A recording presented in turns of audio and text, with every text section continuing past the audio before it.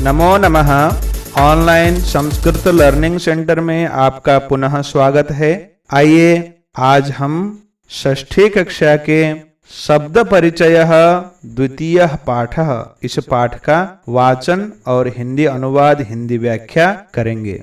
आइए बच्चों, पूर्व पाठ में यानी प्रथम पाठ में हमने मिलकर अकारांत पुंलिंग शब्द जिनके अंत में अ आ रहा था ऐसे शब्द जैसे गजः, अजः, बालकः, वृक्षः इत्यादि शब्दों का अभ्यास हमने किया था। एक वचन, द्विवचन और बहुवचन में होते हैं इत्यादि इत्यादि भी हमने विषय को पढ़ लिया था। तो आइए आज हम आकारांत स्त्रीलिंग शब्दों का प्रयोग और अभ्यास सीखेंगे। देखो, पाठ में सर्वप्रथम क्या क्या है, कैसे लिखा है, उसको देखते हुए समझते हुए हम इसका हिंदी रूपांतरण भी करेंगे। पहला वाक्य है एषा का। देखो, एषा का यानी यह क्या है।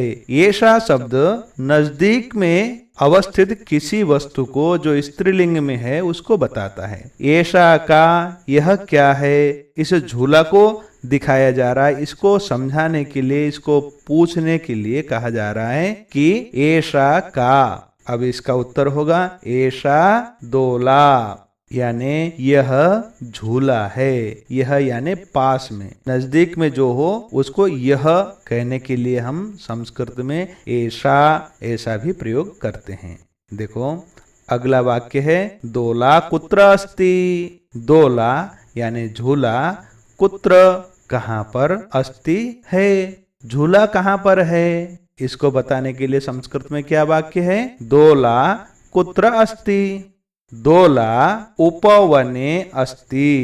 दोला उपवने अस्ति। दोला यानी झूला, उपवने यानी बगीचे में, बगीचे में है, अस्ति है। देखो, यहाँ पर एक चित्र है। किसका चित्र है ये? प्रश्न है सा का। सा यानी वह, दूर में अवस्थित कोई वस्तु हो तो वो स्त्रीलिंग में होगा, तो हम सा शब्द का प्रयोग करके पूछते हैं वह क्या है। सा का वो क्या है। सा घटिका, वह घटिका है, वो घड़ी है। वो क्या है, वो घड़ी है। घटिका किम सूचयति। घटिका घड़ी, किम क्या, सूचयति सूचित करती है अथवा बताती है। घड़ी क्या बताती है, घटिका समयम सूचयति। घटिका यानी घड़ी, समयम यानी समय को, सूचयति सूचित करती है या बताती है।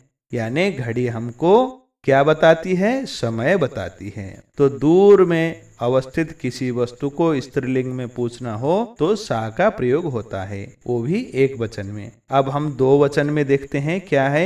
ए ते के, यहाँ पर दो चिड़िया हैं। दो क्या है, यहाँ पर चिड़िया हैं। इनको दिखाते हुए प्रश्न किया जा रहा है ए ते के। ये दो कौन हैं। ए ते ये दो, के अर्थात कौन हैं। किम एते कोकिले, एक और प्रश्न है किम क्या एते ये दो कोकिले कोयल हैं। देखो, ये पास में होने के कारण एते, एक होने के कारण ऐसा, दो होने पर एते। एते के, किम एते कोकिले, क्या ये दो कोयल हैं। देखो, क्या ये कोयल हैं क्या, न। एते चटके, नहीं, ये दो गौरैया हैं। गौरैया जानते हो ना। न नहीं, एते ये दोनों चटके गौरैया हैं। चटके किम कुरुतः, ये दो गौरैया, चटके यानी दो गौरैया, किम कुरुतः क्या कर रही हैं। एते विहरतः, ये दो विहार कर रही हैं। ये दो गौरैया भ्रमण कर रही हैं या फुदक रही हैं। या ये दोनों गौरैया विहरतः यानी फुदक रही हैं। अब देखो, यहाँ पर दो क्या है, गाड़ी, और इसके अंदर कोई महिला गाड़ी को चला रही है। यानी दो चित्रों में दो महिला ड्राइवर हैं। दूर में गाड़ियां चल रही हैं ना, इसलिए यहाँ पर ते लिखा हुआ है। सा एक दूर में होने पर, ते दो दूर में होने पर। सा ते, ते के देखो ते यानी वे दो कौन हैं। वे दो देखो गाड़ी के अंदर बैठी हुई महिला है ना, उनको लेकर पूछा जा रहा है वे दो कौन हैं। ते चालिके स्तः, वे दोनों महिला ड्राइवर हैं, महिला चालिका हैं। ते किम कुरुतः, वे दोनों क्या कर रही हैं। ते यानी वे दोनों किम कुरुतः क्या कर रही हैं। ते वाहनम चालयतः, ते वे दोनों वाहनम वाहन को चालयतः चलाती हैं, वे दोनों वाहन को चलाती हैं। अब देखो एक और चित्र है, इस चित्र में 3 गोल गोल वस्तु हैं, है ना। चलो पढ़ते हैं। ये ताह काह, एताह ये पास में रखे हुए, ये सारे 2 से अधिक के लिए बहुवचन का प्रयोग होने के कारण ये सब क्या हैं, ये सब क्या हैं। एताह स्थालिकाह, एताह ये सब स्थालिकाह थालियां हैं। किम एताह गोलाकाराह, किम क्या, एताह ये गोलाकाराह गोल आकार के हैं, गोल आकार के हैं क्या।